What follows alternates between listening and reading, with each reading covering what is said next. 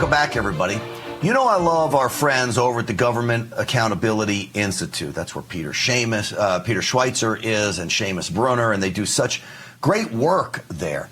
I saw a couple articles out of that organization, and I thought, wow, is Kamala Harris really protecting China? Was she really allowing Chinese operatives to play a role in U.S. elections? Now, this goes back a little bit to 2011, when her close friend and ally Ed Lee was campaigning to become San Francisco mayor. Harris chose not to investigate the alleged campaign finance violations, election tampering, and voter manipulation schemes allegedly perpetrated by Lee's supporters, some of whom were found to be collaborating with the Chinese government. So the question becomes, did she know they were collaborating with the Chinese government? This, of course, goes back to when she was in California in her role as a prosecutor. Let's bring in our friend over at the Government Accountability Institute. He is the director of research there. Seamus Bruner is with us. He's also the author of the book, Controligarchs. Seamus, welcome back to the program. Yeah, hey, Grant, it's great to be with you. Kamala Harris loves to talk about her record as a prosecutor, how she was always holding the powerful accountable. She also likes to talk about her time as senator, how she wanted to upend election interference, alleged election interference schemes by the Russians, now debunked the Russia collusion stuff. So she's always bragged about her role as a prosecutor and her role fighting for the sanctity of our elections. The problem is that's a total lie. And this story, it was published in Breitbart News, shows that Kamala Harris looked the other way when her good buddy Ed Lee was being pushed over the finish line by a Chinese spy. So do you think she knew that the Chinese spy was involved in this? Well, here's the funny thing. It brings in Willie Brown, her lover for a long time. Willie Brown was a partner of this Chinese spy. The spy's name is Rose Pak. Actually, Kamala Harris eulogized her. She put out a statement while she was Attorney General saying Rose Pak is just the greatest thing ever. But here's the problem. The FBI, as far back as 2006, and this was publicly reported, I got to give credit to the Epoch Times, they reported in 2006 that Rose Pak was most likely a spy and that the FBI was investigating her. Now, we know for sure by 2014, everybody knew that Rose Pak was a spy.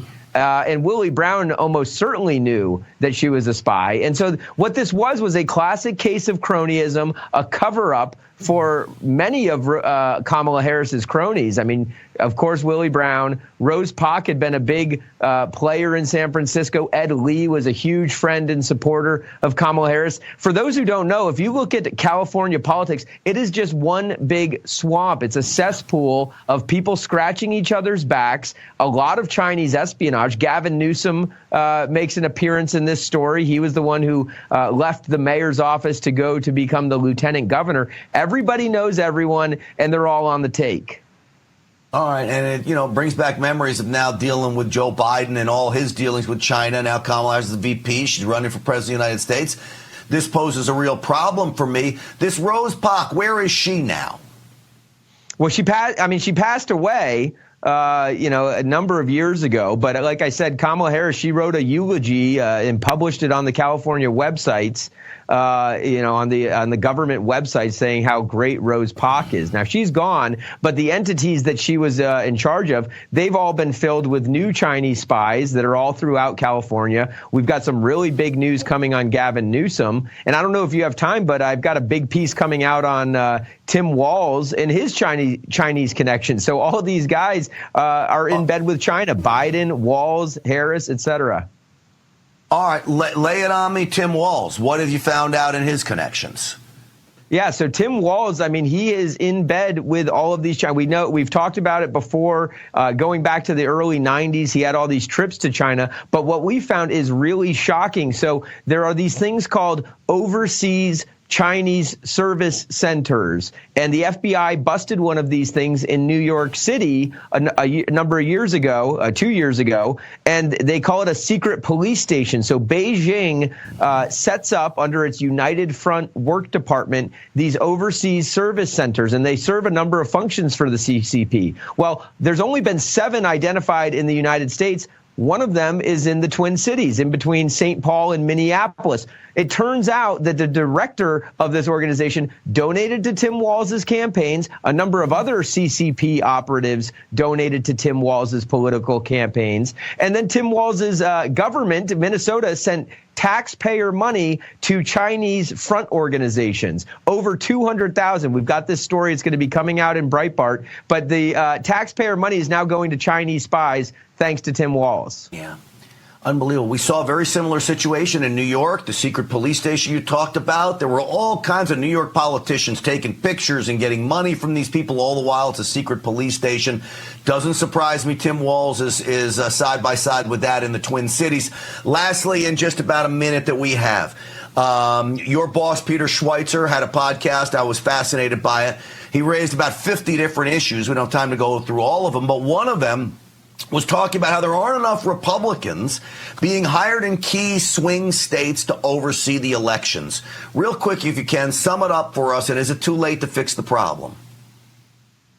Well, unfortunately for 2024, it is too late. I mean, they're still cleaning it up in various states. Ohio. So we just dropped this report, top 50 election threats. You can get it on thedrilldown.com in our investigations tab. But the top 50 threats, the biggest one is non-citizen voting. We know that Biden-Harris brought in 10 million plus non-citizens, and the report shows you just how easy it is for non-citizens to get on the voter rolls. In Ohio, they just busted 6 non-citizens for voting in this election. So it's happening. It's happening all across the country, and it only takes 50,000 votes to swing the election, as we learned in 2020. Very scary stuff. This all confirms what I've worried about the most, was that we are not ready. And I saw this going all the way back 3 years ago when we were supposed to be working on it for a year. I kept saying, we're not ready, we're not ready, we're not ready. But here's my big hope, Seamus. I think there's going to be such massive turnout. We're gonna swamp the vote, and we're going to overcome all the cheating that goes on, because they're not going to just be able to keep up with it. That's my hope. Seamus, last word, 10 seconds. Yeah, I agree with you, Grant. I would just remind this audience, you got to remain vigilant. Keep your eyes out. If you see something, say something. We got to get the affidavits ready. If you see fraud occurring, you can go to www.reportelectionthreats.org and send a report to us if you see something, and we'll make sure it gets to the right place. All right, we're going to stay with you, closely with you. ReportElectionThreats.com. And as we lead up to the election, maybe we should do a little bit more on this to make sure that people are well aware of what they're doing when they're going and voting. But early voting has started. So, Seamus Bruner, it's great having you on the program. Great work. Your book is Control Oligarchs. I will urge everyone to go get it. Thank you, buddy. Thanks, Grant.